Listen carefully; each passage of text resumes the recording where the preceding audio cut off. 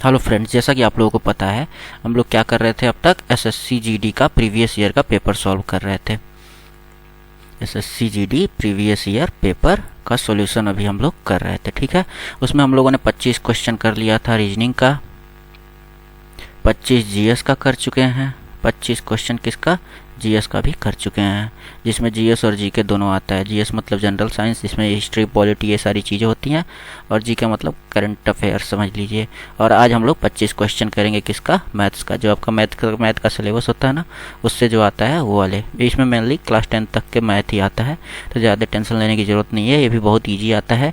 अभी जब मैं आप लोगों को दिखाऊँगा तो समझ में आ जाएगा। ठीक है ना, चलिए चलते हैं पहले क्वेश्चन की तरफ। पहला क्वेश्चन जैसे कह रहा है कि 5 ऑब्जर्वेशन है, 5 ऑब्जर्वेशन जिसका वैल्यू आया है A1, A2, A3, A4 और A5 आया है। ठीक है, और इनका एवरेज आया है N। ठीक है ना, 5 ऑब्जर्वेशन है जिनका पांचों वैल्यू ये हैं और उनका एवरेज आया है N। तो पूछ रहा है then what is the average of 5 new observation. जब वैल्यू को कुछ ऐसे कर दिया जा रहा है, सब में से मतलब 100 सब्ट्रैक्ट किया जा रहा है, तो एवरेज कितना हो जाएगा। एवरेज क्या है, पहले N है।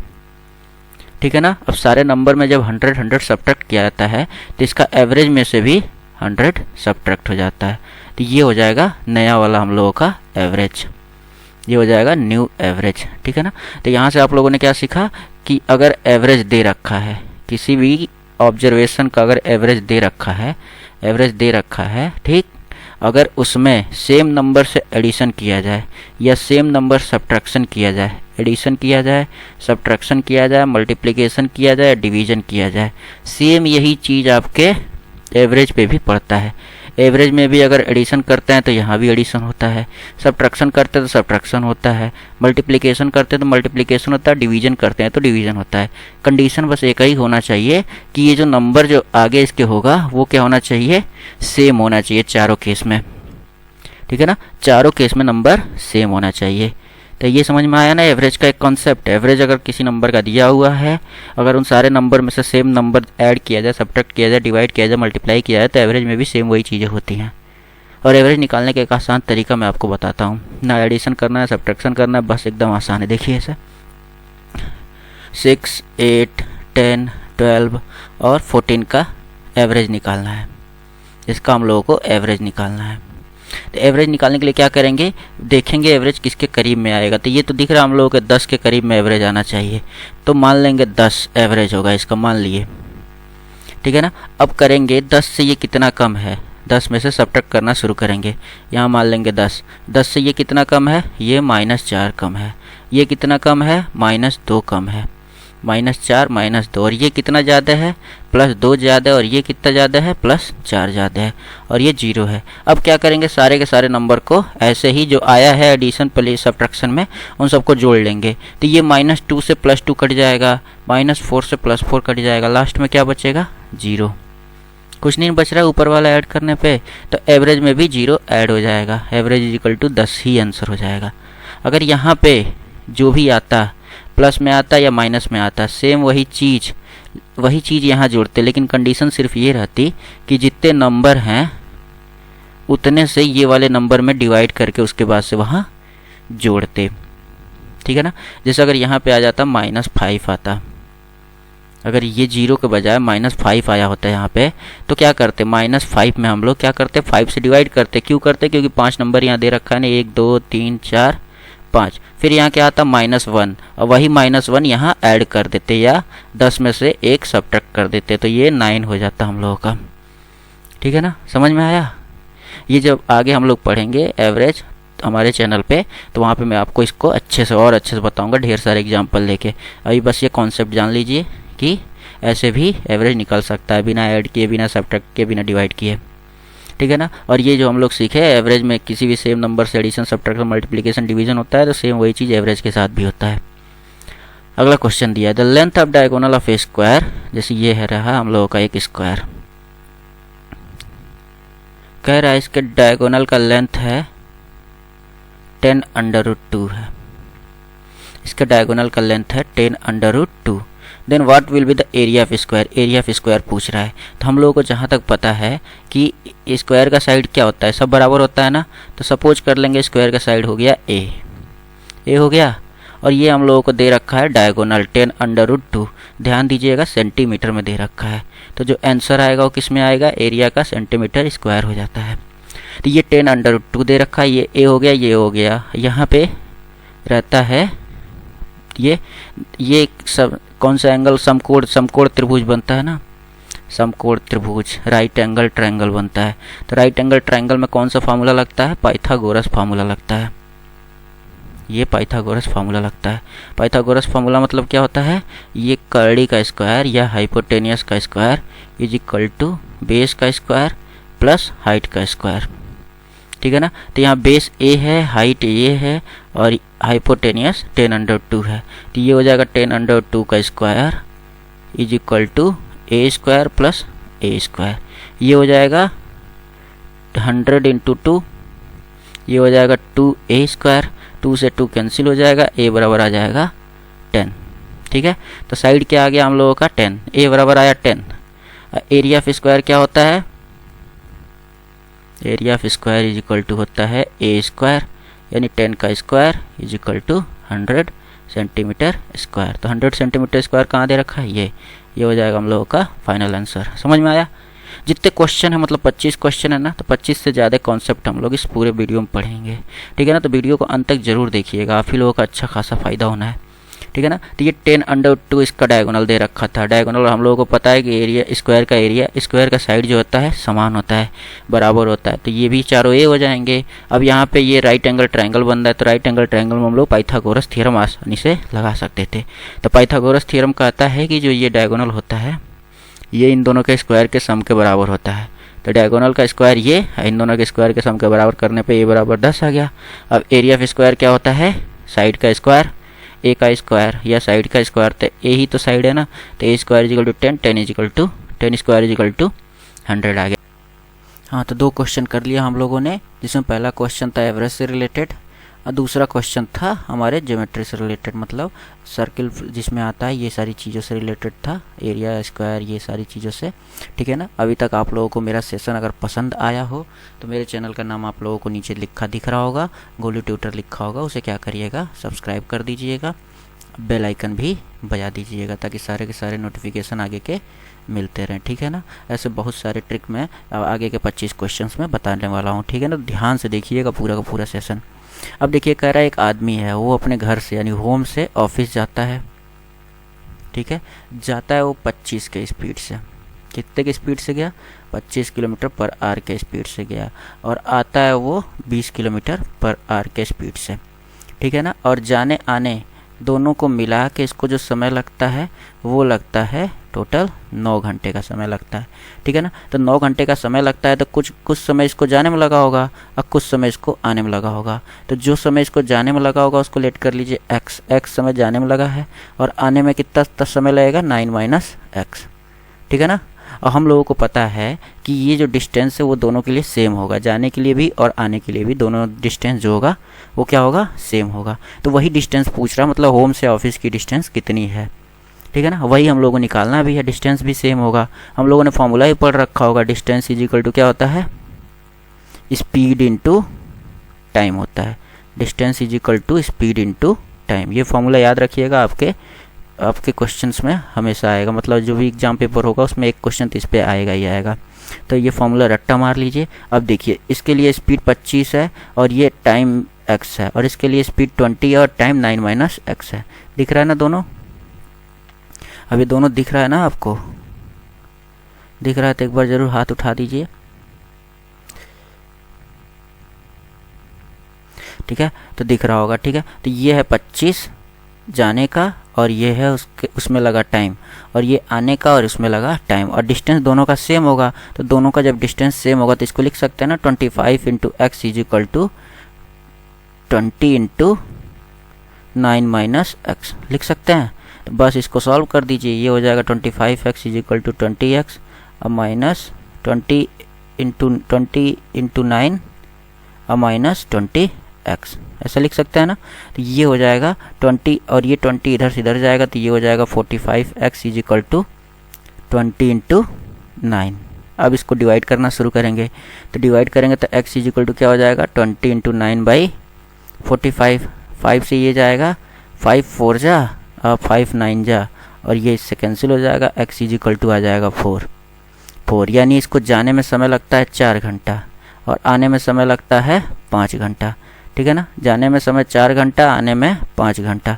तो टोटल डिस्टेंस हम लोगों को निकालना था, तो डिस्टेंस इजिकल टू क्या हो जाएगा, आइदर 25 × 4 या 20 × 5, दोनों का आंसर सेम ही आएगा, 100 किलोमीटर। वही हम लोगों का फाइनल आंसर हो जाएगा। ठीक है ना। शॉर्ट ट्रिक्स लगाना हो तो कुछ नहीं करिएगा, शॉर्ट ट्रिक्स इसका बहुत ही आसान है। ऐसे समय बहुत लग जाएगा आपको करने में, और जब इसका शॉर्ट ट्रिक्स दिखाएंगे तो 10 सेकंड में होगा। देखिए जैसे पहला था 25 और दूसरा है 20। ठीक है ना, दोनों मल्टीप्लिकेशन ऐसे नंबर से करना है जिनको जोड़ने पे 9 आ जाए, जिनको जोड़ने पे क्या है 9 आए, और ये दोनों का मल्टीप्लिकेशन भी सेम आ जाए। तो 9 को हम लोग 2 भागों में तोड़ेंगे। देखिए ऐसे इसको 4 और 5 के रूप में तोड़ लीजिए, तो 4 और 5 के रूप में तोड़ेंगे। अब ये जो छोटा वाला है इसको बड़े से मल्टीप्लाई करिए, और ये जो बड़ा वाला है इसको छोटे से मल्टीप्लाई करिए। देखिए आ रहा है क्या, ये हो जाएगा 25 × 4, ये हो जाएगा 20 × 5, दोनों का आया 100, यानी 100 किलोमीटर डिस्टेंस हो जाएगा। जिस बारी बराबर आ जाए और दोनों को जोड़ने पे 9 आ जाए, वही हम लोगों का आंसर हो जाएगा। ठीक है ना, तो इतना माथा पेची करने से अच्छा थोड़ा सा आप लोग दिमाग लगा के इसको क्वेश्चन को ऐसे कर लीजिएगा, ये एकदम आसानी से आ जाएगा 10 सेकंड के अंदर। और यही करना है, ये आप लोगों को एग्जाम में टाइम भी तो बचाना है ना, तो ये वाला मेथड उसमें अप्लाई करके ज़रूर देखिएगा। ठीक, आइए चलिए चलते हैं अगले क्वेश्चन की तरफ। अगला क्वेश्चन कह रहा है कि कुछ रुपए हैं, वो 5 साल में इतना हो जाता है, 5 साल में इतना होता है और 6 साल में इतना हो जाता है। और ये किस पे बढ़ता है, सिंपल इंटरेस्ट पे बढ़ता है। तो सिंपल इंटरेस्ट में आप लोग एक बात जानते होंगे, जो इंटरेस्ट मिलता है हर साल कितना मिलता है, बराबर मिलता है।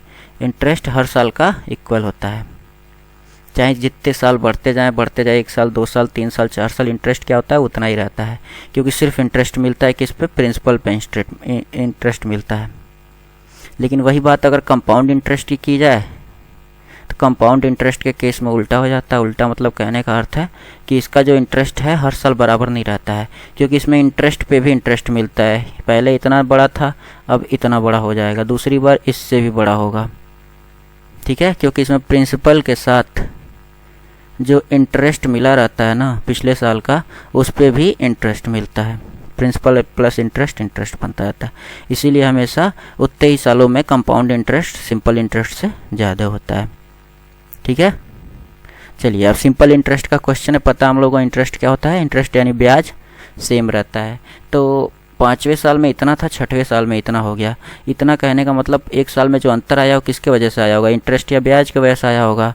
तो इंटरेस्ट कितना हो जाएगा, इंटरेस्ट उतना हो जाएगा जो 6वें साल में हुआ 11,076, अब माइनस जो 5वें साल में था 10,650, ये हो जाएगा 6 2 4, 426 रुपये के क्या आ जाएगा, इंटरेस्ट आ जाएगा।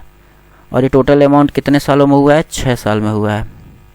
एक साल में इतना ब्याज आया था, तो 6 साल में कितना ब्याज आया होगा, 6 साल में कुछ इतना ब्याज आया होगा। 6 से इसमें मल्टीप्लाई कर देंगे, 6 6 के 36, 3 6 दूनी 12 3 15, 6 चौके 24 और 1 25, 2556 रुपये इस अमाउंट पे ब्याज मिला है। ठीक है, तो प्रिंसिपल कितना होगा, प्रिंसिपल मतलब मूल राशि या जो स्टार्टिंग में जो पैसा दिया गया वो कितना होगा, इसमें से उसको सब्ट्रैक्ट कर देंगे। तो 11,076 अब माइनस 2556 कर देंगे, ये आ जाएगा 0, ये आ जाएगा 2, ये आ जाएगा 5, ये हो जाएगा 8, 8520 रुपया। ऑप्शन दिख रहा है, हाँ ये है ऑप्शन। ये हो जाएगा हम लोगों का स्टार्टिंग का प्रिंसिपल, या जो सम है वो हो जाएगा। कह रहा है 5 साल में इतना हो गया, 6 साल में इतना हो गया। तो जो इंटरेस्ट होगा वो तो इन दोनों का डिफरेंस ही होगा ना, क्योंकि सिंपल इंटरेस्ट में क्या होता है, इंटरेस्ट हमेशा ऐड होता जाता है, मतलब इंटरेस्ट हमेशा सेम होता है। तो ये हो जाएगा 1 साल का इंटरेस्ट, हम लोग 6 साल का इंटरेस्ट निकाल के इसमें से 6 साल में से ये घटा देंगे, या फिर 5 साल का इंटरेस्ट निकाल के इसमें से अगर 5 साल का घटाते तो भी आंसर वही आता। 5 साल में इतना हुआ था ना, और ये 6 साल में इतना हुआ था। अगर 5 से इसमें मल्टीप्लाई, ये 426 में 5 से मल्टीप्लाई करके इसमें से सब्ट्रैक्ट कर देते तो भी यही आंसर आता। ये 6 से मल्टीप्लाई करके इसमें सब्ट्रैक्ट करिए, 5 से मल्टीप्लाई करके इसमें सब्ट्रैक्ट करिए, दोनों का आंसर 8520 ही आएगा। ये आप लोग खुद से करके एक बार देख लीजिएगा 5 से मल्टीप्लाई करने पर आंसर आता है कि नहीं। ठीक है ना, तो ये है कुछ सिंपल इंटरेस्ट और कंपाउंड इंटरेस्ट से रिलेटेड बातें। इसका भी क्वेश्चन जितना होगा आप लोग कर लीजिएगा, बाकी मैं अपने चैनल पर कराऊंगा ही, बहुत ही आसान ट्रिक बताऊंगा। सिंपल इंटरेस्ट और कंपाउंड इंटरेस्ट का। तो वो सब देखने के लिए मेरे चैनल से जल्दी जल्दी जुड़ जाइए। अब देखिए अगला क्वेश्चन कह रहा है द कास्ट प्राइस कितना है। सीपी है 220 रुपये। अब प्रॉफिट कितने का मिल रहा है, 20% का मिल रहा है। कह रहा है सेलिंग प्राइस कितना होगा। ठीक है, तो एक बात याद रखिएगा, जो कास्ट प्राइस होता है ना, उसी पे प्रॉफिट और लॉस का मल्टीप्लिकेशन डिवीजन सब कुछ होता है।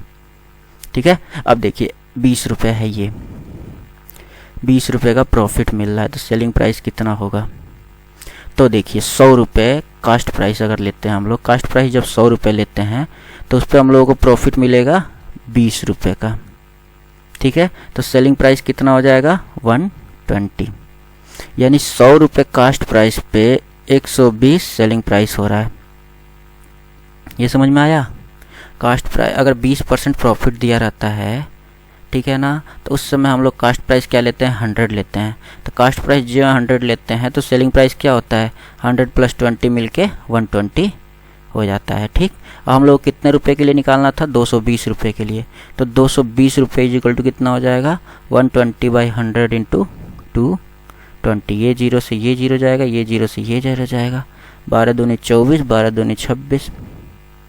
ठीक, 264 रुपये, ये ऑप्शन हम लोगों का सही हो जाएगा। ठीक है, करना क्या होता है, अगर कास्ट प्राइस दिया रहता है और प्रॉफिट दिया रहता है, वो भी परसेंटेज में दिया रहता है तब, तो कास्ट प्राइस अगर 100 रुपये पे 20 रुपये का प्रॉफिट हो रहा है तो उस समय सेलिंग प्राइस क्या हो जाएगा, 120 हो जाएगा। जितने रुपए का निकालना है एक एक नियम लगा के सेलिंग प्राइस हम लोग इस तरीके से निकाल लेंगे। ठीक है, ये 100 के लिए 120 था, एक एक नियम देखिए। फिर एक के लिए क्या हो जाएगा, 120/100। फिर 220 के लिए निकालना था ना, तो 220 के लिए क्या हो जाएगा, 120/100 × 220। यही तो आया ना, तो आंसर हो जाएगा 264। ठीक है ना, तो ये प्रॉफिट और लॉस से रिलेटेड क्वेश्चन था। ऐसे ही क्वेश्चन आसान आसान आएगा, ये सारे भी ढेर सारे क्वेश्चन हम लोग करेंगे अपने चैनल पे। अगला देखिए, ये कौन से रिलेटेड क्वेश्चन दिया है। कौन देखे ना, ऐसे कौन बनता है, शंकु जिसको बोलते हैं हिंदू में, ऐसे रहता है हम लोगों का कौन का मैक्सिमम टेंट बनता है। पहाड़ों पे जो घूमने जाते हैं, बर्फीली एरिया में जो घूमने जाते हैं, वो कुछ ऐसा टेंट बनाते हैं, बस उसी टेंट से रिलेटेड क्वेश्चन है, ध्यान से देखिएगा। कह रहा है कौन हाइट इसका कितना है, 16 सेंटीमीटर। तो हाइट कहाँ से कहाँ तक होता है, ये इसके सेंटर तक होता है, ये होता है हाइट। तो हाइट दे रखा है 16 सेंटीमीटर, रेडियस दे रखा है 30 सेंटीमीटर। रेडियस ये होता है, ये है रेडियस, ये दे रखा है 30 सेंटीमीटर। इसका रेट ऑफ पेंटिंग दे रखा है 14 पर सेंटीमीटर स्क्वायर, 14 रुपया पर सेंटीमीटर स्क्वायर, यानी कर्व्ड सरफेस एरिया निकालना है। What is the total cast of painting. अब पेंट किसको करेंगे, पेंट इसके अंदर तो घुस के करेंगे नहीं, ये जो बाहर का जो एरिया इसी को तो पेंट करते हैं ना। ठीक है, इसको पेंट करते हैं जो बाहर का एरिया है, इसी को बोलते हैं curved surface area, curved surface area.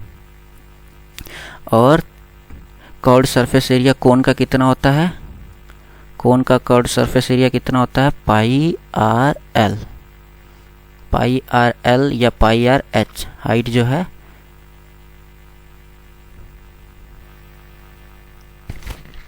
अब जो इसमें L होता है वो ये L क्या होता है, ये स्लांट हाइट जो होता है, जो तिरछा जो हाइट दे रखा है, ये जो L, ये तिरछा हाइट है, ये होता है L।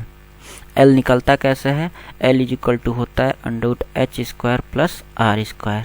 ठीक है ना, तो यही चीज़ को यहाँ फार्मूले में डाल देंगे, तो ये हो जाएगा πr × √h² + r²।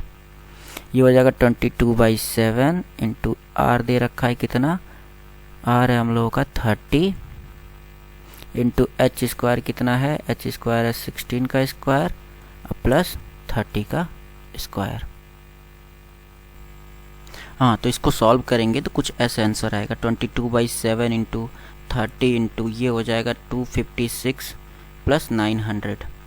ये हो जाएगा टोटल 22/7 × 30 × ये, इसको ऐड करेंगे तो 1156 आएगा, वो 1156 34 का स्क्वायर होता है।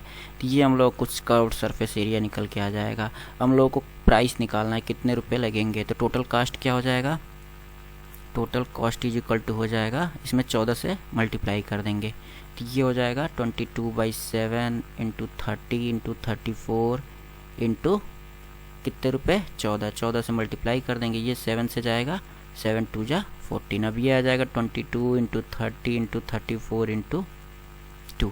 अब देखिए अब क्या करेंगे, अब इन चारों का एक साथ मल्टीप्लाई कर देंगे। अब हम यहाँ मल्टीप्लाई करने बैठ जाएंगे तो बहुत समय लगेगा, ठीक है ना। तो इसका आंसर आएगा 44880, इतने रुपए कास्ट लगेगा। ये मल्टीप्लाई करके आप लोग देख लीजिएगा, करना कुछ नहीं है। कर्व्ड सरफेस एरिया निकालना है तो कर्व्ड सरफेस एरिया होता है पाई आर एल। इसमें एल का वैल्यू दिया नहीं था तो एल का वैल्यू हम लोग कैसे निकालते हैं, under root h square plus r square से। एच दे रखा है, आर दे रखा है, बस उसी को फॉर्मूले में पूरा रख देंगे, यहाँ से कुछ हम लोग का कर्व्ड सरफेस एरिया निकल के आ जाएगा। अब इस कर्व्ड सरफेस एरिया में क्या करना है, कॉस्ट निकालने के लिए प्राइस से मल्टीप्लाई करना है। तो प्राइस कितना रुपये दे रखा है, 14 रुपये, 14 से इसमें मल्टीप्लाई कर देंगे तो कुछ ऐसा आंसर आ जाएगा, ठीक है। तो ये कुछ हम लोग का ज्योमेट्री टाइप का क्वेश्चन है, ठीक है। ये ऐसे भी क्वेश्चन एग्जाम में आपके आते हैं, सारा का सारा याद कर लीजिएगा। जैसे सिलेंडर केस में क्या क्या सीन है, सिलेंडर का क्या होता है, कोन का क्या होता है, स्फेयर के साथ क्या होता है, हेमीस्फेयर का क्या होता है, ये चारों कम से कम एक बार अच्छे से पूरा जितना कर्व्ड सरफेस एरिया और टोटल सरफेस एरिया है याद कर लीजिएगा, ठीक है। देखिए हम चारों का बताते हैं। अभी देखिए पहले तो होता है क्या, पहले है आपका सिलेंडर। सिलेंडर का कर्व्ड सरफेस एरिया होता है 2 पाई आर एच और टोटल सरफेस एरिया होता है 2 पाई आर और एच प्लस आर, ठीक है। उसके बाद आता है कोन। कोन का कर्व्ड सरफेस एरिया होता है पाई आर एल और टोटल सरफेस एरिया होता है पाई आर एल प्लस आर। अब स्फेयर आता है तो स्फेयर का टोटल सरफेस एरिया ही बस होता है, कर्व्ड सरफेस एरिया तो कुछ होता नहीं है, ये होता है 4 पाई आर स्क्वायर, ठीक है। अब आता है हेमीस्फेयर। हेमीस्फेयर का कर्व्ड सरफेस एरिया होता है 3 पाई आर स्क्वायर और टोटल सरफेस एरिया होता है कर्व्ड सरफेस एरिया, ये total surface area 3 pi r square होता है, टोटल सरफेस एरिया इसका आधा होता है, वो होता है ये कर्व्ड सरफेस एरिया उसका आधा होता है 2 पाई आर स्क्वायर। ये होता है टोटल फार्मूला। इस फार्मूले को आप लोगों को देखना है, इस पर क्वेश्चन करना है, यही सारे क्वेश्चन बस आएगा, इससे ज़्यादा कुछ नहीं आएगा। सारे के सारे फार्मूले देख लीजिएगा, बाकी इस पर क्वेश्चन हम लोग आगे करेंगे, ठीक है। अब देखिए अगला क्वेश्चन क्या दे रखा है, ए सम बिकम 5 टाइम ऑफ इटसेल्फ। कह रहा है कुछ रुपया है वो 1 साल में क्या होता है, अपना 5 गुना हो जाता है, 5 गुना हो जाता है, ठीक है। लेकिन कितने सालों में होता है, वो होता है टोटल 3 साल में। 3 साल में अपने रुपए का 5 गुना होता है। जैसे अगर 1 रुपया लगाया है तो वो 3 साल में कितना हो जाएगा, 3 साल में हो जाएगा 5 रुपये। अगले 3 साल में क्या हो जाएगा, ये अपना 5 गुना हो जाएगा, तो ये अपना 5 गुना कितना होगा, 25 होगा, ठीक है। अगले 3 साल में क्या होगा, ये फिर से अपना 5 गुना हो जाएगा, ये हो जाएगा 125। समझ में आ रहा है। तो बस करना इसमें कुछ नहीं होता है। इसमें करना क्या होता है, जितने सालों का, जैसे कह रहा है कि 125 टाइम कितने सालों में हो जाएगा। जैसे 3 साल में क्या होता है, अपना 5 गुना हो जाता है, 3 साल में खुद का 5 गुना हो जा रहा है, तो 125 गुना होने में इसको कितना समय लगेगा, ठीक है ना। तो 125 को क्या लिख सकते हैं हम लोग, 125 को लिख सकते हैं 5 का क्यूब। अब जो यहाँ पे क्यूब आता है ना, उसी से ये पहले वाले में मल्टीप्लाई कर देते हैं। जैसे 3 साल में हो रहा था ना, तो 3 गुणे 3 बराबर 9 साल कर देते हैं। ये 9 जो हो जाएगा हम लोगों का फाइनल आंसर हो जाएगा। अब मैंने आपको तरीका बताया क्यों हो जाता है। 3 साल में अपने 5 गुना होता है, तो अगर 1 रुपया लेंगे तो अपने 5 गुना कितना हो जाएगा, 3 साल में 5 रुपया हो जाएगा। फिर अगले 3 साल में कितना हो जाएगा, अपना 5 गुना 25। फिर अगले 3 साल में कितना हो जाएगा, अपना 5 गुना, यानी 125। टोटल कितने साल लगे, 3 6 और 3 9 साल। 9 साल ऐसे भी आंसर आ रहा है, या फिर सीधा आप लोग फॉर्मूला ऐसे याद कर लीजिएगा कि जो लास्ट में पूछ रहा होगा उसको देखेंगे कि इनिशियल का कितना पावर चढ़ रहा है, 5 पे कितना पावर चढ़ रहा है। तो 5 पे दिखा गया, अब 3 पावर चढ़ रहा था, उसी से इस 3 में जितने साल में मल्टीप्लाई हो रहा था उस 3 से सीधा सीधा इसमें मल्टीप्लाई कर देते हैं, आंसर आ जाता है, ठीक है ना। तो 9 साल ऐसे निकल के आ जाएगा, बहुत आसान है। अब ये SCF निकालना है। CF मतलब होता है जो दोनों में कॉमन हो। तो देखिए, जैसे देखिए यहाँ पे 2 का क्यूब इंटू 3 का 5 पहला नंबर दे रखा है, और दूसरा नंबर दिया है 3 का क्यूब इंटू 5 का स्क्वायर, ये दे रखा है। अब इसमें कॉमन देखिए क्या है, कॉमन 2 का कोई कॉमन तो इसमें है नहीं, तो 2 का कुछ नहीं होगा। 5 का भी इसमें कोई कॉमन नहीं है, मतलब ऊपर नीचे दोनों में होना चाहिए था, ठीक है। लेकिन अब दिख रहा है 3 का कुछ कॉमन इधर है, कुछ कॉमन इधर है, इधर 3 का क्यूब है, इधर 3 का 5 है। तो जो सबसे छोटा वाला होता है वही कॉमन फैक्टर होता है। तो ये हो जाएगा कॉमन फैक्टर 3 का क्यूब, यही हो जाएगा हम लोगों का एचसीएफ। या 3 का क्यूब लिखिए, 27 लिखिए। देखिए आंसर क्या दे रखा है, यहाँ आंसर दे रखा है 3 का क्यूब, ये उल्टा कर दिया, यही आंसर है हम लोगों का। ठीक, समझ में आया। सबसे छोटा कॉमन फैक्टर लेना होता है। तो यहाँ 2 का तो पावर है पहले वाले में, लेकिन दूसरे वाले में कोई नहीं था, तो ये नहीं होगा।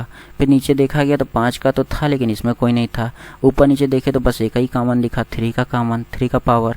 अब 3 का जो सबसे स्मॉलेस्ट पावर होता है वही दोनों में कॉमन होता है। क्यों? क्योंकि 3 के 5 को लिख सकते हैं 3 का क्यूब इंटू 3 का स्क्वायर।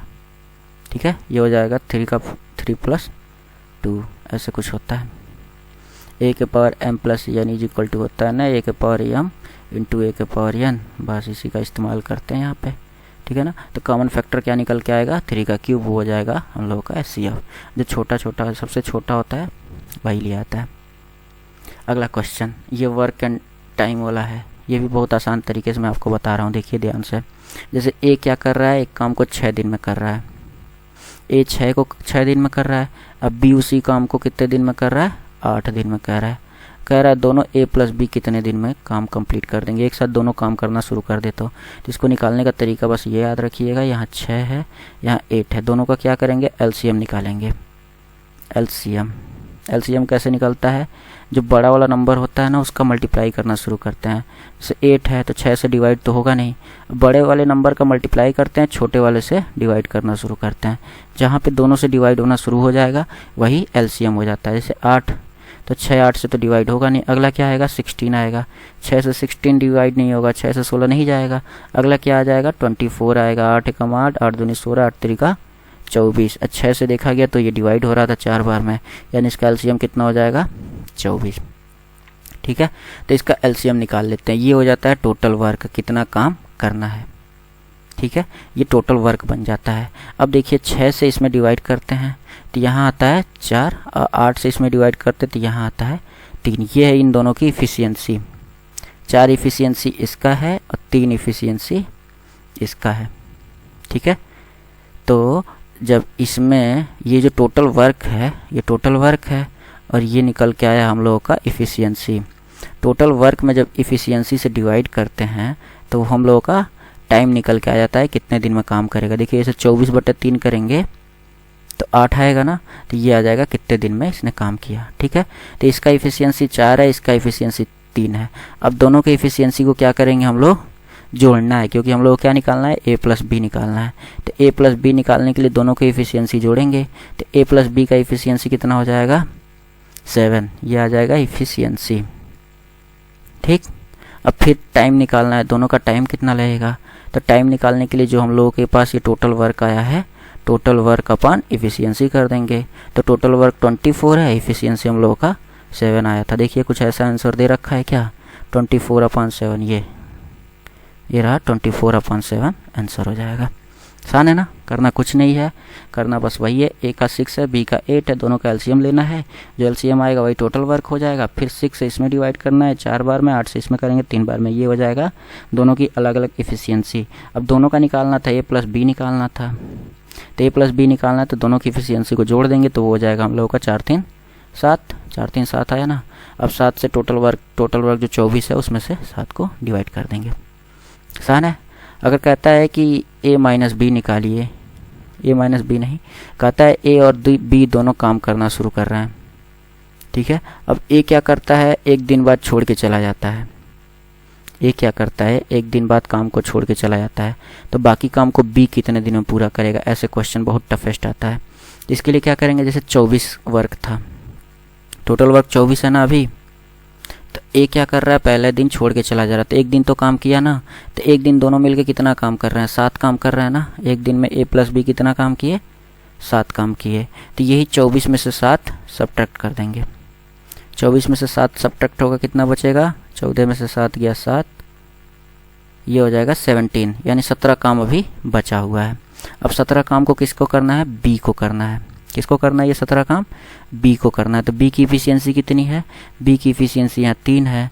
तो बी इस काम को कितने दिन में करेगा? बी करेगा 17/3 दिन में इसी काम को करेगा। ये हो जाएगा आंसर, ठीक है ना। तो बस एक छोटा सा फॉर्मूला, बस इसको तैयार करना है, इस पर सारे के सारे क्वेश्चन हो जाएंगे, ठीक है ना। तो ये देखिए कितना आसान तरीके से मैंने सब कुछ सॉल्व करने बता दिया। तो आप लोग अभी तक अगर जुड़े हुए हैं तो सब्सक्राइब कर दीजिए और बेल आइकन भी बजा दीजिएगा ताकि सारे के सारे नोटिफिकेशन आपको मिलते रहें। चलिए अगले क्वेश्चन की तरफ चलते हैं। इसमें क्या दे रखा है? लेंथ, ब्रेड्थ और हाइट दे रखा है। लेंथ दिया है, ब्रेड्थ दिया और हाइट दिया है।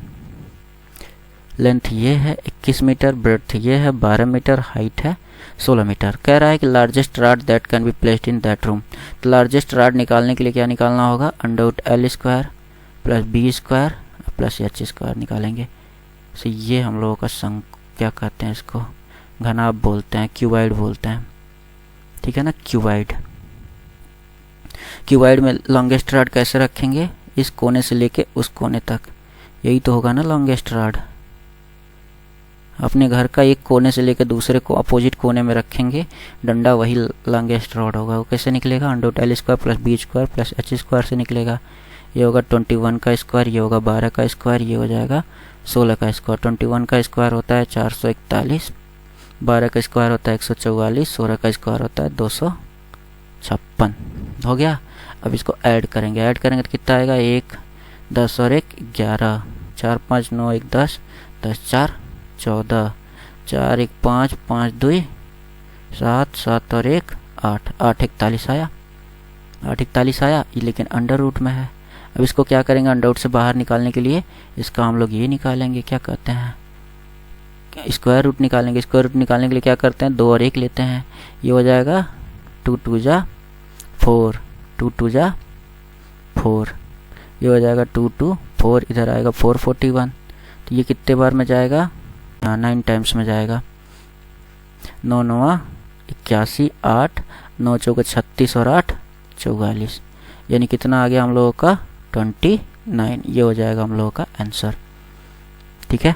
यहाँ पे भी देख के आप लोग आंसर बता सकते थे। जैसे 841 अंडर रूट में आया ना, 841 अंडर रूट में आया है, तब ये 1 किस केस में आएगा? 1 देखिए, जैसे यहाँ 32 है, 32 × 32 होगा ना, तो 2 2 जा यहाँ पे तो 4 आएगा, यानी यूनिट प्लेस से 4 आएगा, तो ये तो होगा नहीं। बचा ये 25, 25 के केस में क्या हो जाएगा? 25 × 25 करेंगे ना, तो 5 5 25, इसके ही केस में 5 आएगा, तो ये भी तो होगा नहीं।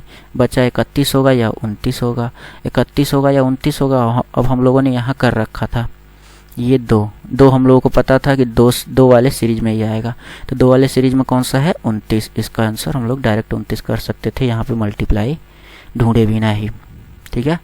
तो बस ऐसे ही करना है। तो लॉन्गेस्ट रॉड निकालने का तरीका क्या है? √L² plus B² plus H²। ये याद रख लीजिएगा, फॉर्मूला आगे काम आएगा।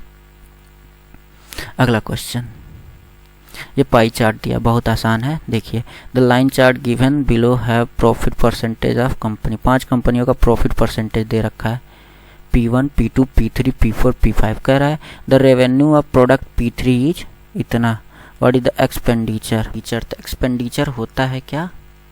एक्सपेंडिचर इज इक्वल टू होता है रेवेन्यू माइनस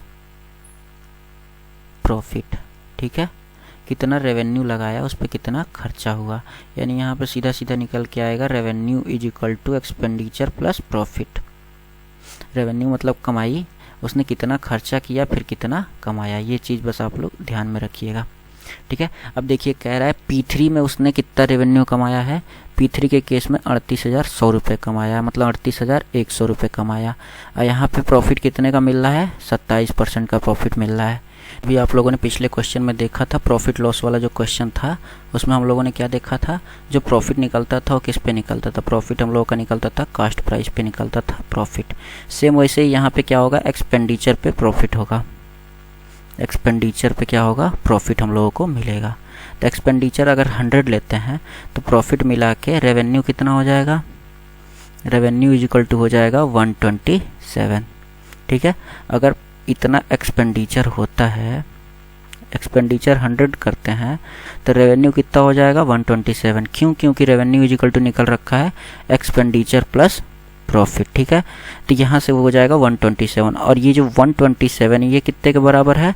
38,000 ₹100 के बराबर है। तो 100 कितने के बराबर होगा? 100 ही तो एक्सपेंडिचर है, यही तो हम लोगों को निकालना है। तो 100 कितने के बराबर होगा? 3800 अपॉन 127 इंटू 100, कुछ ऐसे आएगा। इसको ऐड करेंगे, मल्टीप्लाई कर लेंगे तो ये आ जाएगा 30,000। ये ए नंबर ऑप्शन सही हो जाएगा, ठीक है ना। तो आप लोग मल्टीप्लाई करके देख लीजिएगा, ये कटेगा आराम से 300 बारी में जाएगा। इसको जब काटेंगे तो ये 300 बार में जाएगा, 300 कटेगा तो ये 30,000 हो जाएगा, ठीक है ना। तो ये 30,000 हम लोगों का फाइनल आंसर आ जाएगा, ठीक है। करना कुछ नहीं है।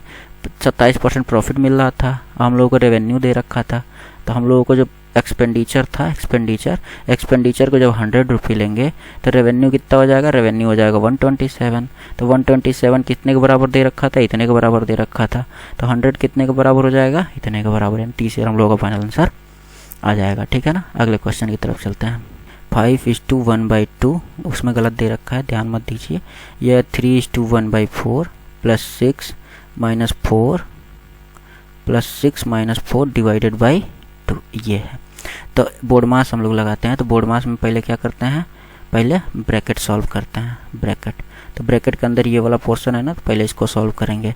अब इसके अंदर भी पहले बोर्ड मास ही लगाएंगे। इसमें सबसे पहले डिवीजन, फिर मल्टीप्लिकेशन, फिर एडिशन, फिर सब्ट्रैक्शन, तो वही काम करेंगे। ये तो कर लेंगे। ये मिश्र को सिंपल में बदलने का पता ही होगा हमको, आपको। 5 दूनी 10 प्लस 11/2 इसको लिखेंगे, और ये हो जाएगा 4 3 12 13/4 प्लस 6 माइनस, अब ये पहले डिवाइड करेंगे तो ये आ जाएगा 2।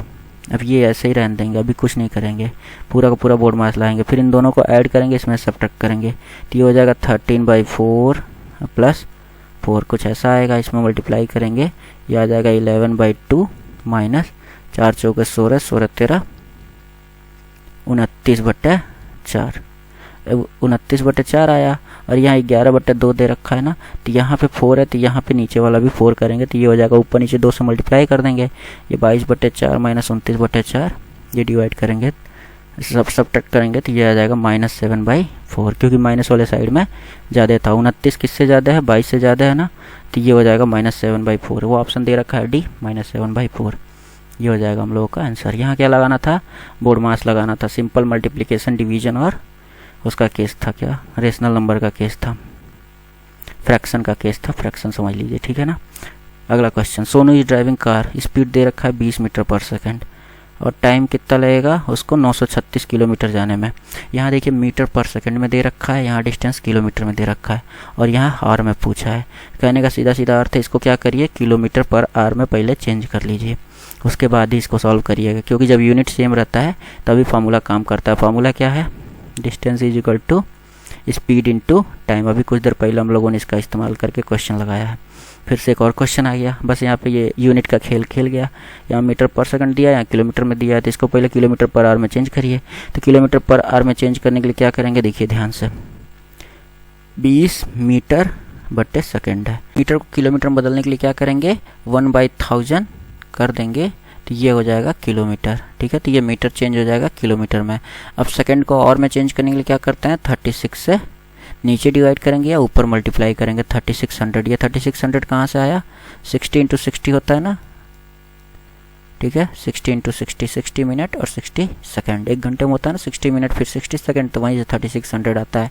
ये काटते हैं पीटते हैं तो ये आ जाएगा, ये हो जाएगा 20 × 18/5 हो जाएगा। अब ये 5 से जाएगा 4 बार में, ये हो जाएगा 72 किलोमीटर पर आवर। हम लोगों के पास फार्मूला है distance is equal to speed बटे टाइम। हम लोग को निकालना क्या है? हम लोग को निकालना है टाइम निकालना है। तो टाइम इज इक्वल टू क्या हो जाएगा? डिस्टेंस अपॉन स्पीड, कुछ हो जाएगा ना, डिस्टेंस अपॉन स्पीड। डिस्टेंस दे रखा है 936, स्पीड दे रखा है 72। इसको काटेंगे पीटेंगे तो आंसर आ जाएगा 13। ये हो जाएगा 13 आवर हम लोगों का आंसर। ये डी ऑप्शन सही हो जाएगा, ठीक। आसान है ना, करना कुछ नहीं है, बस सिंपल मल्टीप्लिकेशन डिवीजन है। और एक चीज़ और याद रखिए, आपको बताता हूँ, अगर मीटर पर सेकंड को किलोमीटर पर आवर में चेंज करना है तो मीटर पर सेकंड में 18/5 से मल्टीप्लाई कर दीजिए, ये हो जाएगा किलोमीटर पर आवर। उल्टा किलोमीटर पर आवर को अगर मीटर पर सेकंड में चेंज करना हो तो किलोमीटर पर आवर को 5/18 से मल्टीप्लाई कर दीजिए, ये हो जाएगा मीटर पर सेकेंड। ठीक है ना। तो 18/5 और 5/18 याद रखिएगा, आगे बहुत काम आने वाला है। फिर आ गया work time energy. Work time वाला कह रहा है कि अनिल, दीपक और दिनेश तीनों मिलकर एक काम को 35 दिन में करते हैं। अनिल, दीपक और दिनेश तीनों मिलके एक काम को कितने दिन में किए हैं? 35 दिन में। अनिल और दिनेश मिलके 60 दिन में करते हैं। अनिल प्लस दिनेश उसी काम को कितने दिन में करते हैं? 60 दिन में करते हैं। तो कह रहा दीपक इस काम को कितने दिन में अकेले करेगा। ठीक है ना। तो फिर वही चीज़ लगाएंगे हम लोग, इसका एक्स वाई जेड ले लीजिए। ठीक, तो x plus y plus z is equal to कितना है? 35। X plus z, x Dinesh का जेड है ना, ये जेड है दिनेश का जेड लिया ना, तो x plus z is equal to 60। फिर दोनों का एलसीएम निकालिए। 35 और 60 का एलसीएम जब हम लोग निकालते हैं तो 360 भी नहीं होगा। आगे बढ़ते हैं तो 420 पे जाते हैं, 6 7 42 होता है ना 7 बार में। ये 35 से डिवाइड करेंगे तो ये 35 से 12 बार में जाएगा, यानी यही हम लोगों का फाइनल आंसर हो जाएगा। यानी एलसीएम कितना आया? 420। तो 420 हो जाएगा टोटल वर्क। अब इसका इफिशियंसी निकालेंगे तो इफिशियंसी इसका 12 हो गया और इसका हो जाएगा, इसका इफिशियंसी हो जाएगा 7। दिख रहा है ना, ये हो जाएगा 12 और ये हो जाएगा 7। अब देखिए क्या निकालना है हम लोगों को? वाई का इफिशियंसी निकालना है। तो वाई का इफिशियंसी निकालने का सीधा मतलब है इन दोनों को अगर सब्ट्रैक्ट कर दे तो वाई का इफिशियंसी नहीं निकल जाएगा। एक्स एक्स कटा, वाई से जेड कटा, तो वाई का इफिशियंसी कितना हो जाएगा? y का इफिशियंसी कितना हो जाएगा? 12 - 7 इज इक्वल टू 5। ये हो जाएगा y की इफिशियंसी। और टोटल वर्क दे रखा हम लोगों का 420। तो y इस काम को, y यानी दीपक इस काम को कितने दिन में करेगा? दीपक इस काम को करेगा 420/7 यानी 84 दिन में। समझ में आया? 84 दिन कैसे आया? करना कुछ नहीं है, तीनों को लेंगे, एक्स वाई जेड ले लेंगे। तो x plus y plus z 35 है और x प्लस जेड है हम लोगों का 60। दोनों का एलसीएम निकालेंगे तो एलसीएम जो निकल के आएगा वही टोटल वर्क होता है। तो एलसीएम यहाँ निकल के आया 40। अब इसके बाद से क्या करेंगे? दोनों का एफिशिएंसी निकालेंगे। तो इसका एफिशिएंसी है 12 और इसका एफिशिएंसी है 7। हमने दोनों में देखा कि इसमें x plus y plus z था, यहाँ तीनों थे और यहाँ पे बस 2 ही थे, x और z। y ऑप्शन था, यानी y की इफिशियंसी इन दोनों के डिफरेंस के बराबर हो जाएगा। तो y की इफिशियंसी निकल कितना आया? 12 - 7 इज इक्वल टू 5। और टोटल वर्क हम लोग के पास 420 था, तो 420 में 5 से यहाँ डिवाइड किए तो हम लोग का 84 आंसर निकल के आ गया। ठीक है ना। अभी कुछ देर पहले मैंने बताया था a प्लस बी का निकालने का तरीका, पिछले क्वेश्चन में वैसे ही बताया था। वहाँ पे अगर एक कुछ दिन में छोड़ के चला जाता है तो ऐसे ऐसे केस, मतलब वैसे वाले केस भी हो जाएंगे। अब ये देख के लग रहा है कि ये वाला भी केस हो जाएगा। 3 लोग का 2 लोग का एक में दिया हो, किसी एक का निकालने के लिए बोले तो ठीक है ना। ये हो जाएगा 84 दिन हम लोगों का फाइनल आंसर। आप लोग भी ऐसे ढेर सारे क्वेश्चन ढूंढ के करिएगा। बाकी मैं अपने चैनल पे भी कराऊंगा, वहाँ पे भी देख के करिएगा। ठीक है। फिर से चार्ट वाला क्वेश्चन, DI कहते हैं इसको, डाटा इंटरप्रिटेशन। कह रहा है अगला क्वेश्चन, S1 S2 S3 एक 7 लोग हैं और टोटल वेट का इनका परसेंटेज दे रखा है। Total weight of the sweet, कि total weight of sweet S4 का है 150 kg। S4 का जो स्वीट का वेट है वो है 150 kg। फिर पूछ रहा what is the amount of sugar used in sweet S4। तो S4 में 18% स्वीट यूज हुआ है। ठीक है, ठीक है। चीनी, ये देखिए मिठाई है, टोटल मिठाई है 100% इसका मिठाई है। 100% मिठाई में क्या किया गया? 18% चीनी मिलाया गया है। ठीक है ना। तो क्या करेंगे हम लोग? चीनी की मात्रा निकालना है। तो 150 का हम लोग अगर 18% निकाल दे तो सीधा सीधा आंसर आ जाएगा 150/18 × 100 हुआ। इसको हम लोग सॉल्व करेंगे। अब तो सॉल्व करेंगे तो क्या हो जाएगा? ये 5 3 जा 5 2 जा, ये हो जाएगा 2 9 जा, यानी 927 किलोग्राम, यानी 27 किलोग्राम चीनी मिलाया गया है। तब 150 किलोग्राम क्या बना है हम लोगों का? मिठाई बना है। ठीक है। तो ये जो दे रखा है परसेंटेज, ये क्या है? ये मिठाई में चीनी की मात्रा है। मिठाई में चीनी की मात्रा, यानी कितना चीनी उसमें डाला गया है। स्वीट मतलब चीनी। ठीक है। यहाँ शुगर देना चाहिए था, weight of sugar. 150 kilogram S4 का कह रहा है कि इतना चीनी डाला गया, 18% चीनी डाला गया है। तो 150 किलोग्राम क्या बन के आया? हम लोगों का मिठाई बना है। तो S4 में चीनी की मात्रा निकालिए, तो वही 18% 150 का निकाल देंगे, वही हो जाएगा चीनी की मात्रा। ये परसेंटेज के क्वेश्चन है। परसेंटेज के ऐसे ही सिंपल क्वेश्चन आते हैं, ज़्यादा टफ नहीं रहते हैं।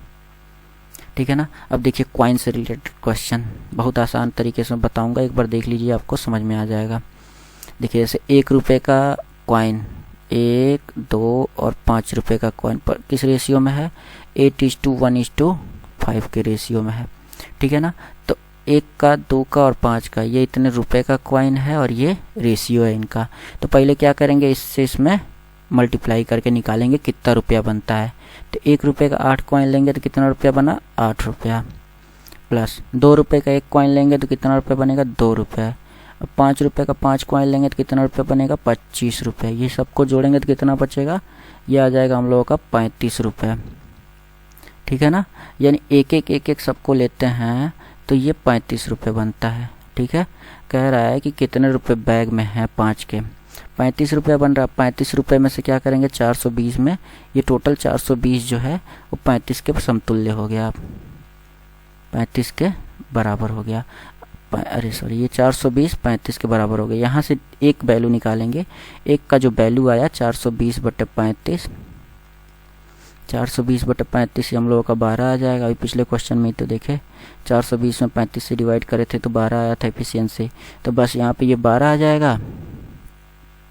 तो अब 5 का कितना कॉइन होगा इसमें, तो एक बार में 5 का 5 कॉइन लिया गया है, दिख रहा है ना, एक बार में 5 का 5 कॉइन लिया गया है। तो 12 बार में 5 का कितना कॉइन लिया जाएगा, 12 × 5 बराबर 60 कॉइन लिया जाएगा। ये हो जाएगा हम लोगों का आंसर, ठीक है।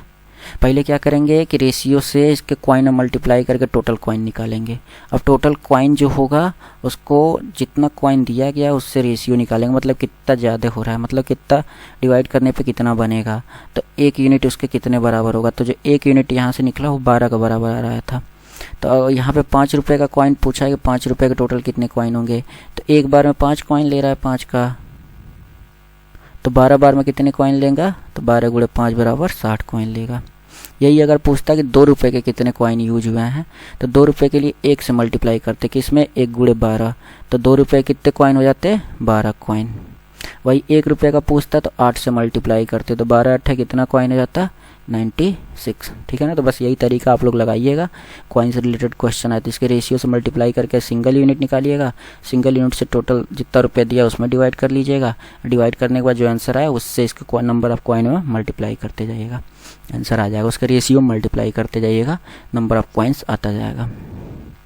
अब देखिए एवरेज से रिलेटेड क्वेश्चन, ये भी एकदम आसान तरीके से बताऊंगा, समझ में आ जाएगा तो मज़ा आ जाएगा आपको। कह रहा है कि 22 बच्चों का weight increase by 1 kilogram when the weight of the teacher is also included if the initial average weight of group of 22 student was 31। कह रहा है 22 बच्चों का एवरेज था 31, इतने किलो वेट था। अब टीचर के ऐड हो जाने से इसका एवरेज कितना हो जा रहा है, 32 kg, ठीक है। टीचर के ऐड हो जाने से इसका वेट कितना हो जा रहा है, 32 kg। एवरेज का मतलब होता है सब बराबर, यानी 22 था तो 22 का मतलब 31 + 31 + 31 प्लस ऐसे करते करते 22 लोगों का वेट था, ठीक है।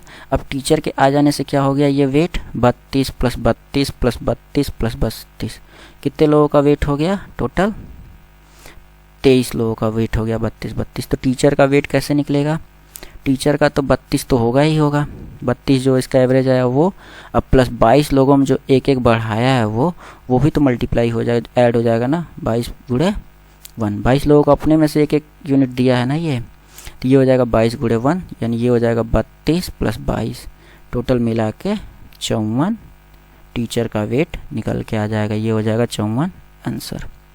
समझ में आया। पहले 31 था 22 लोगों का, टीचर के आने से 32 हो गया, तो टीचर के आ जाने की वजह से एक एक वेट सबका बढ़ा। अभी हम लोगों ने पढ़ा कि एवरेज में सारे में सेम नंबर जोड़ेंगे तो उसका यूनिट, उसका जो एवरेज होता है वो सेम नंबर से बढ़ जाता है। तो एक एक यूनिट सब में जुड़ा, एक ये और टीचर का अपना 32 खुद का है ही, तो 32 और प्लस सबका एक एक करके 22 लोगों का एक एक लेके इसका 54 वेट हो जाएगा। एंड टीचर का वेट कितना था, 54 kg का टीचर था। अगला क्वेश्चन,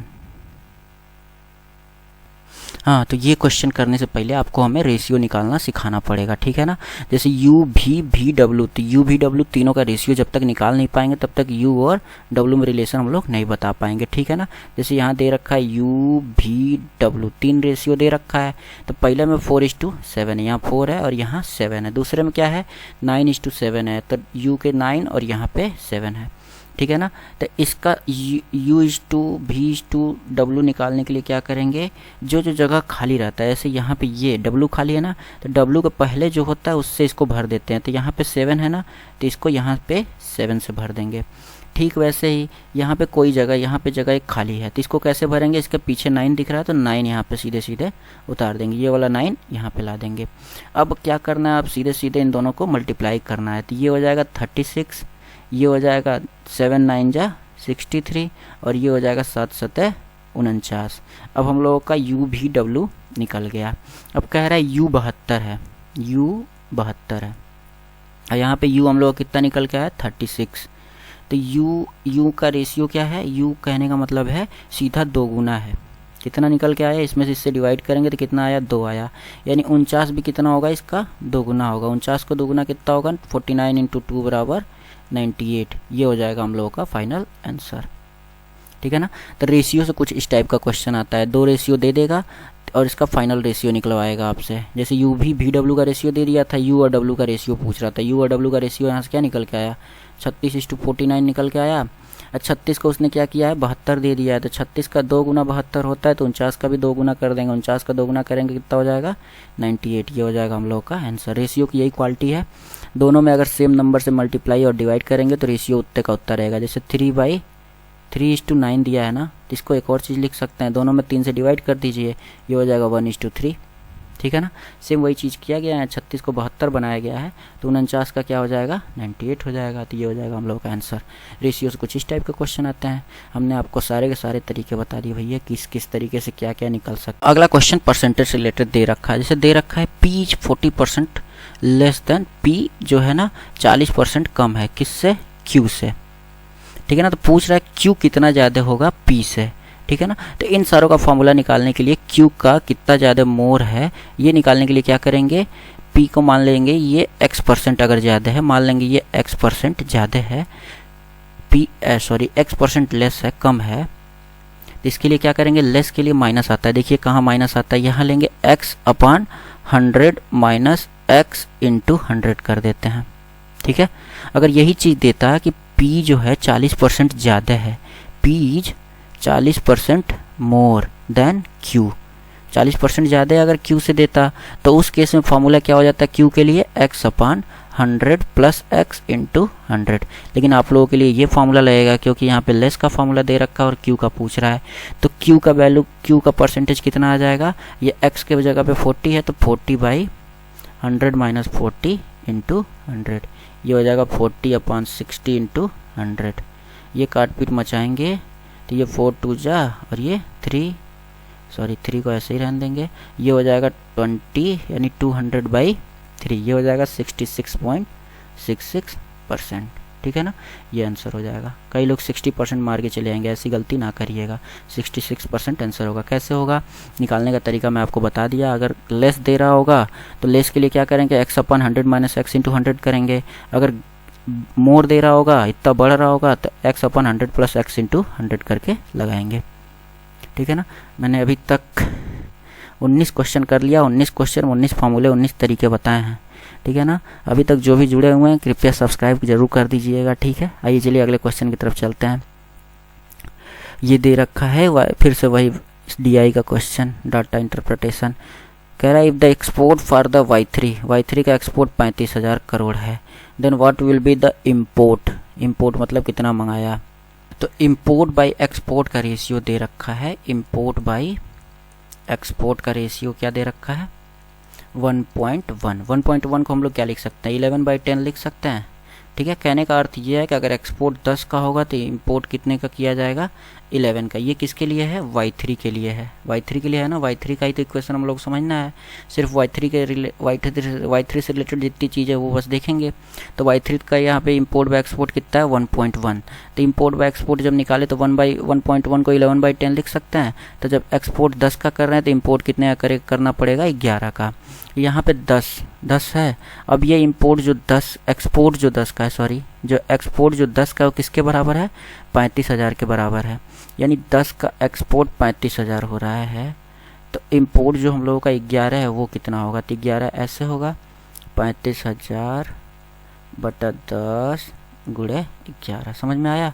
अब इससे ये कटेगा और निकाल लेंगे। 11 0 0 11 5 55 आया 5, 11 3 33 और 5 38,500 रुपये का हम लोगों को क्या करना होगा, इंपोर्ट करना पड़ेगा, 38,500। ये हो जाएगा फाइनल आंसर। आसान है ना, कुछ नहीं करना है, बस इंपोर्ट बाय एक्सपोर्ट का रेशियो यहाँ दे रखा है, वो कितना है, 1/1.1 था। तो 1.1 को क्या करेंगे हम लोग, लिख सकते हैं 11/10। 11/10 क्या निकला, इंपोर्ट बाय एक्सपोर्ट। एक्सपोर्ट जब 10 का करेंगे तो इंपोर्ट कितने का करना पड़ेगा, 11 का। तो हम लोगों को ये एक्सपोर्ट का वैल्यू दे रखा है 35,000। तो जब 35,000 है, 10 को 35,000 के बराबर मान लेंगे, एक एक नियम लगा देंगे। जब 10 इजिकल टू 35,000 तो 11 इजिकल टू कितना आएगा, 38,500। यही हो जाएगा हम लोगों का इंपोर्ट। ठीक है, क्वेश्चन नंबर, इस तरह से हम लोगों का क्वेश्चन नंबर 70 भी हो गया। बचा 5 क्वेश्चन और है, इसको भी देख लेते हैं। देखिए, एक आइटम को इतने रुपए में सोल्ड किया गया, ये हो जाएगा सेलिंग प्राइस। डिस्काउंट कितने परसेंट का मिला है, 15% का डिस्काउंट दिया गया है। What is the mark price. अब जो हम लोगों का जो डिस्काउंट लगता है वो मार्क प्राइस पे लगता है, ठीक है ना। तो मार्क प्राइस हम लोग कितना हो जाएगा, let us suppose mark price अगर 100 है तो सेलिंग प्राइस कितना हो जाएगा, 100 माइनस 15।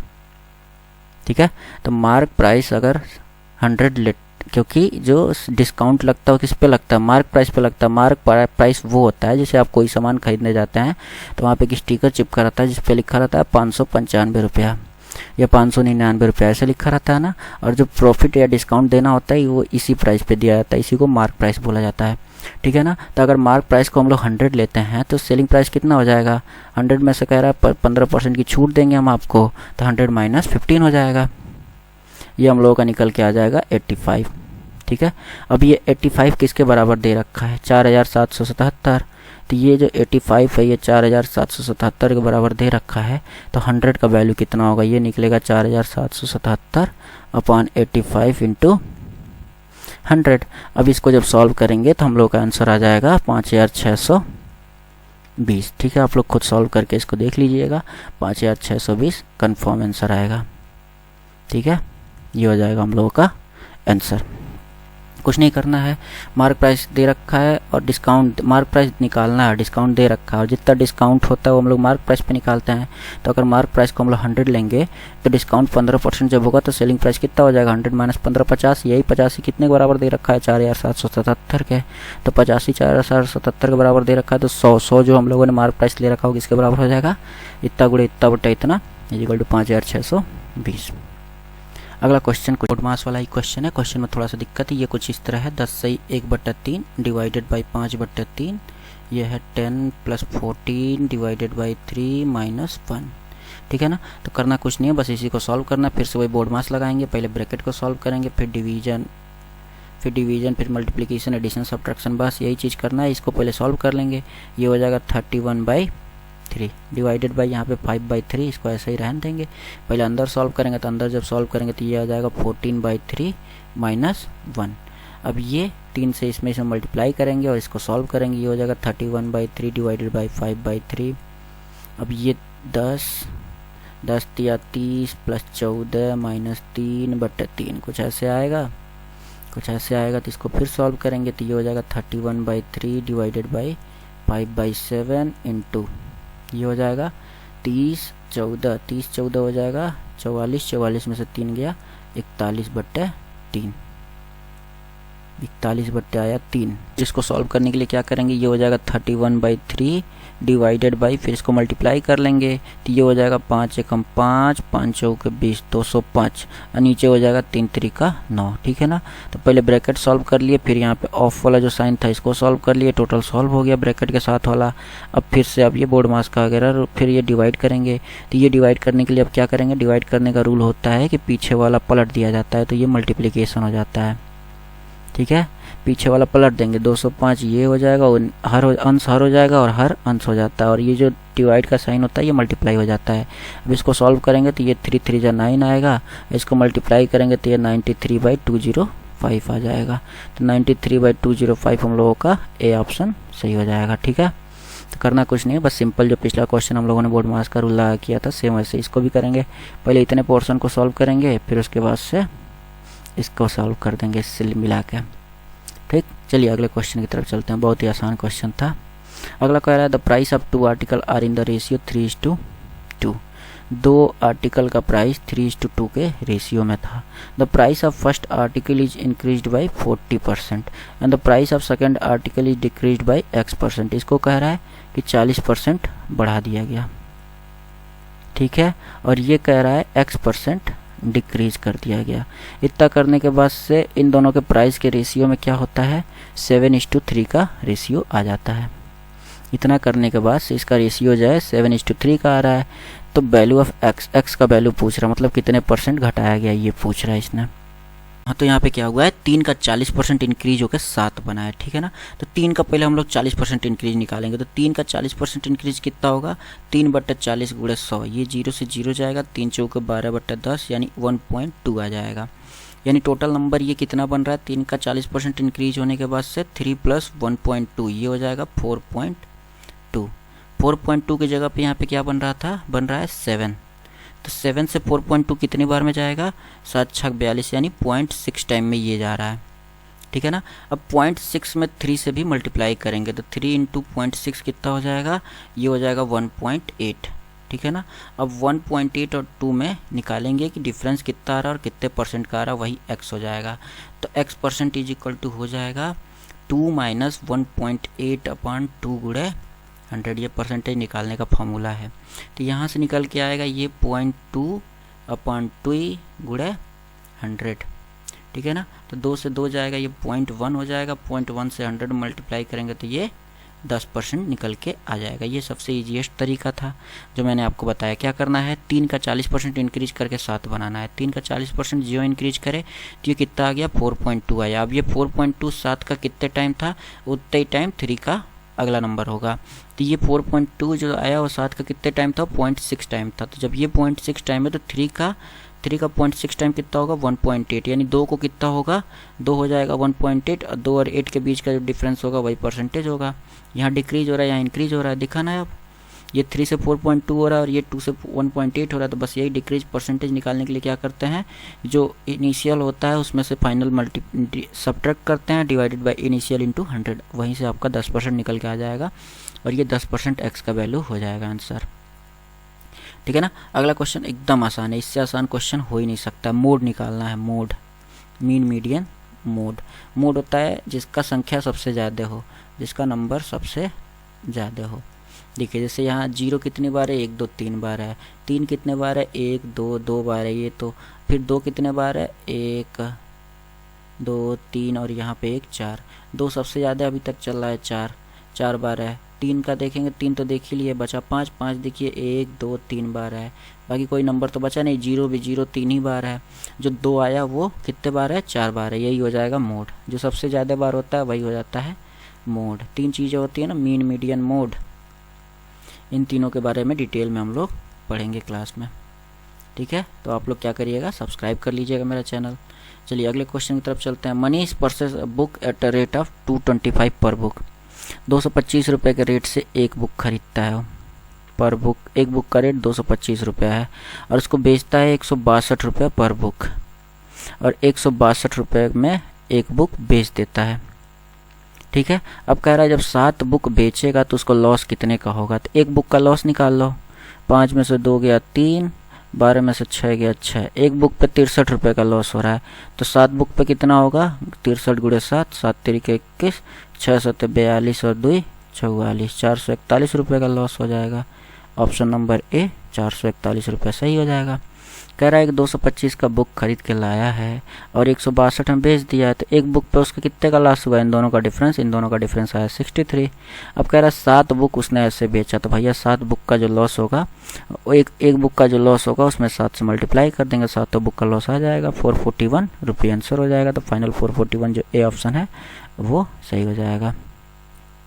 समझ में आया, आसान है ना, बस ऐसे ही करना था। तो ये 25 क्वेश्चन मैथ के भी अब पूरे हो गए, ठीक है ना। तो रीजनिंग, जीएस और मैथ तीनों मैंने कंप्लीट कर दिया। बाकी हिंदी इंग्लिश आप लोग खुद से देख लीजिएगा। ये बहुत ही आसान सेक्शन था तीनों का तीनों। इसमें ज़्यादा समय लग गया, करीब 1 घंटे से ज़्यादा समय लग गया आपका, तो अच्छी बात है। अभी तक जिन लोगों ने देखा उनके लिए बहुत अच्छी बात है। करीब 25 कॉन्सेप्ट हम लोगों ने इस 25 क्वेश्चन में ही सीख लिए हैं, 25 से ज़्यादा ही सीखे हैं, ठीक है ना।